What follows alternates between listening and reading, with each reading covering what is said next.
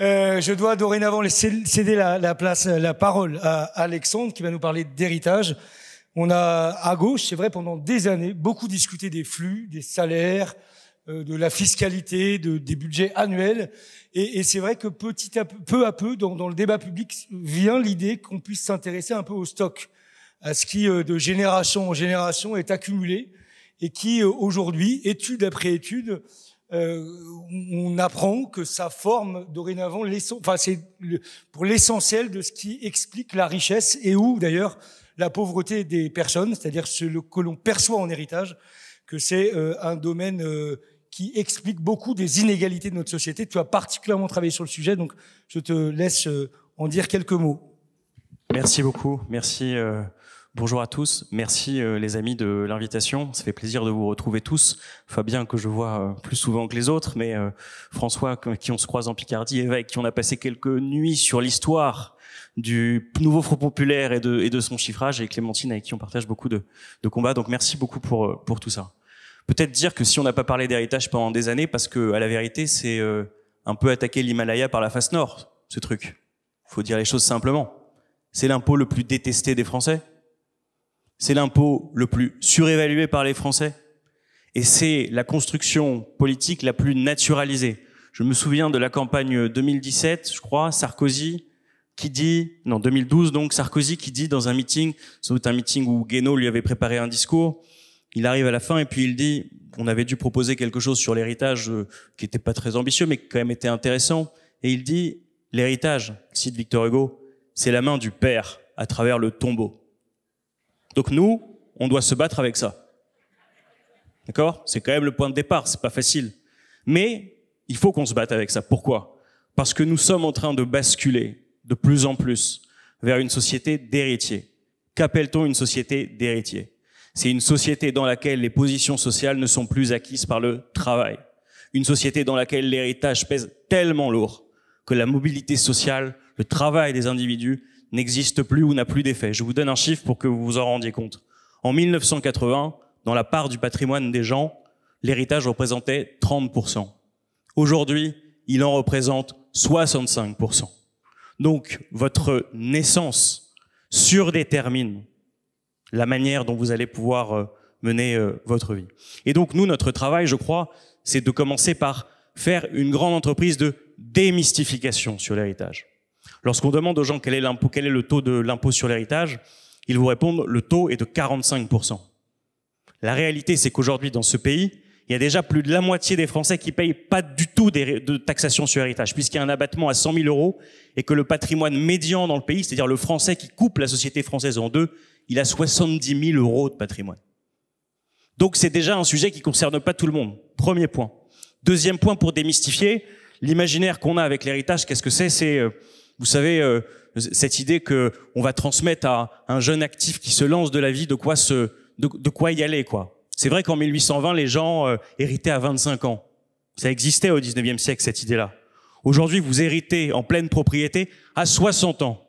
Donc vous transmettez à des jeunes retraités qui ont déjà fait leur vie un héritage pour se lancer dans la vie. Donc ça, c'est une image qu'il faut qu'on arrive à déconstruire et à se sortir de la tête si on veut réussir à faire quelque chose d'important sur cette question. Donc on a tous ces points-là qui sont importants. Et puis, il y a la question aussi de l'opportunité, du moment dans lequel on est. On est dans un moment où, je vais essayer de le dire le mieux que je peux, la génération du baby-boom, au Xe siècle, on disait, est en train de basculer. Ça veut dire, est en train de partir. Et donc, vous avez, dans les 15 ans qui viennent, 9 000 milliards d'euros qui vont passer de main en main. D'accord ? D'héritier en héritier. Et aujourd'hui, vous taxez le flux successoral à 5%. Si on passait à 9, on paye toute la transition écologique pour le pays. Toute la transition écologique pour le pays. De 5 à 9.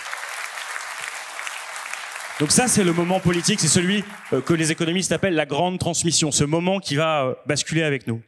Et puis, il y a aussi un moment politique parce que, ce que disait François tout à l'heure, il évoquait le séminaire qu'il a organisé à l'Assemblée sur ce sujet. On est dans un moment où il y a une prise de conscience d'une partie des libéraux. Alors, ils le font pas sur les mêmes bases que nous. Mais conceptuellement, ils ont aussi un problème avec l'héritage, puisqu'ils sont censés croire à la capacité. Ils sont censés croire à ce que ce soit les meilleurs qui gagnent, etc. Donc, ils ont un problème conceptuel avec l'héritage. Ils ont un problème. Et d'ailleurs, certains, même dans le camp macroniste, commencent à se dire qu'il y a un sujet de ce point de vue-là. Donc, c'est un sujet sur lequel il faut que nous puissions avancer et travailler parce que c'est un point qui me semble tout à fait capital. Et puis, il faut redonner du sens et de la philosophie politique à l'impôt, hein, quelque chose de plus profond. Je ne sais pas si ça va faire plaisir à Fabien, mais en 1863, il y a eu un gros débat à Bâle entre Bakounine et Marx. Marx était complètement opposé à la question de fiscalité des transmissions. Il disait tout ça c'est de la blague, la seule chose qui compte c'est l'expropriation. Et face à lui, il avait Bakounine qui lui disait non, il faut un socialisme de la transmission. Et puis il prenait sa source chez Robespierre parce que Robespierre disait les transmissions ça a quelque chose de doux puisque c'est ce moment suspendu de la mort où les biens n'appartiennent plus à personne. On n'exproprie personne quand, à la fin de la vie, tout d'un coup, les biens sont comme suspendus. Il n'y a rien de naturel à ce que cela vienne aux enfants immédiatement. C'est l'héritage, c'est la question sociale. Et d'ailleurs, dans le droit français, il y a obligation faite de transmettre à ses enfants. On ne peut pas déshériter ses enfants. C'est donc la loi civile qui institue la manière dont les héritages sont partagés. Donc moi, je crois que nous sommes à un moment où il nous faut, je regarde le temps, ça va, j'en ai un petit peu, où il nous faut terminer la Révolution française. Aujourd'hui, on a acquis pour nous que, c'est ce qu'on a fait en terminant la monarchie, que le pouvoir politique ne se transmettait pas. On a acquis pour nous que les métiers ne se transmettaient pas de père en fils et que les gens étaient émancipés. Pourquoi il demeure la transmission du pouvoir économique? Pourquoi? Quand vous avez les 10%, le premier décile de la population qui hérite de 4,2 millions d'euros en moyenne. Je crois que les gens, si on leur explique ce qu'il y a derrière l'héritage, ce qu'il y a d'injustice, tout ce qu'on pourrait payer avec l'héritage, et qu'ils ne sont pour l'essentiel pas concernés du tout, ils peuvent y adhérer. Et puis le dernier argument peut-être pour convaincre ceux qui ont le cœur dur et sur les questions d'efficacité économique sont plus importantes pour eux. Je prends souvent cet exemple, c'est malheureux pour lui, mais c'est Lagardère, le fils Lagardère. Vous savez ce que c'est de transmettre des héritages à des gens qui sont des incapables? Mais ça fait des destructions massives de richesses pour le pays. Vous donnez le pacte Dutreil, qu'il faut évidemment réformer. Donc vous êtes dans une situation où vous vous retrouvez à transmettre des sommes colossales à des individus qui dilapident des empires en quelques années. Et il y a des études très précises qui montrent que le taux de rentabilité dans les entreprises héritées baisse. Parce que les gens sont évidemment moins capables, parce que c'est pas le système des capacités qui les a portés aux responsabilités.